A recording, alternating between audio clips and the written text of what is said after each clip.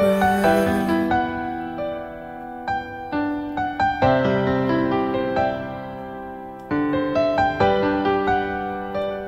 Hear the voice of my cry, oh Lord.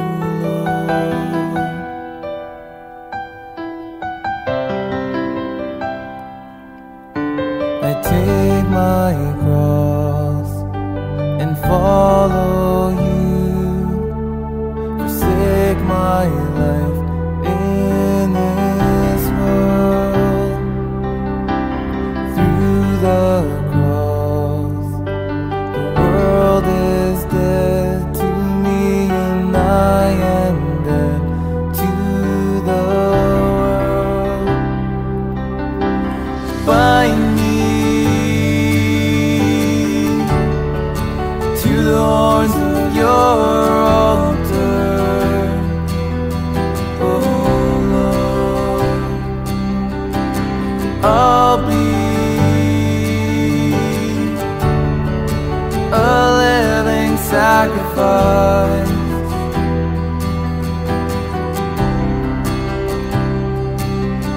I lay down everything that hinders, and cry out for a brand new heart.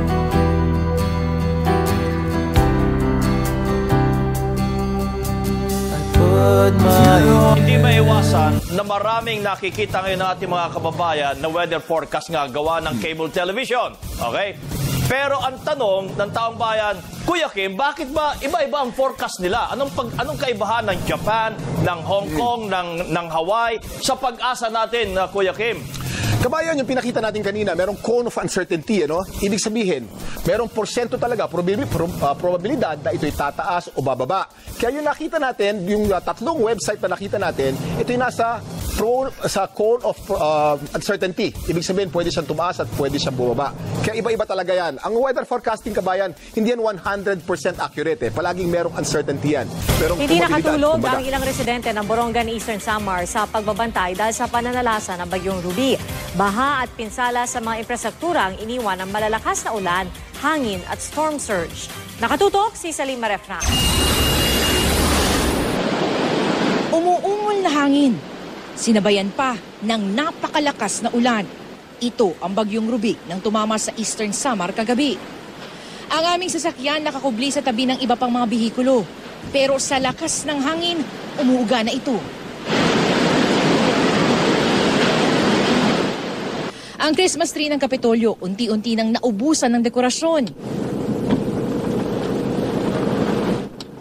Ang hangin, mistulang ipo-ipo, galing na sa iba't ibang direksyon.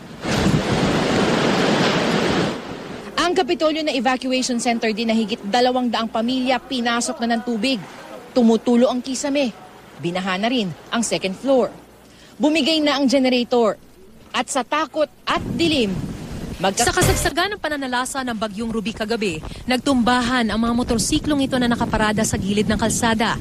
Ang mga puno ng nyog, paulit-ulit na isinasayaw ng malakas na hangin na halos ikaputol nito. Sa mismong hotel na aming sinilungan, natangay ang yero na bahagi ng bubong nito. Sa lakas ng hangin, hindi na kinaya ng 8 tao na itulak ang main door ng hotel para pilit itong maisara.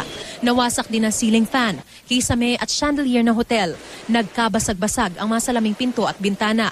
Kaya ang tubig pumasok na at umagos sa mga hagdan. Sa halos buong panahong nananalasa ang bagyo, walang naging sandigan ng mga tao kundi ang panalangin.